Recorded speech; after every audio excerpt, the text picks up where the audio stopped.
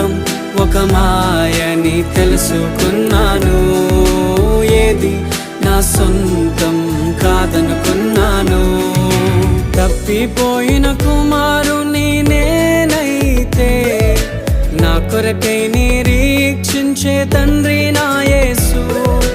తప్పిపోయిన కుమారుని నేనైతే నా కొరకై నిరీక్షించే తండ్రి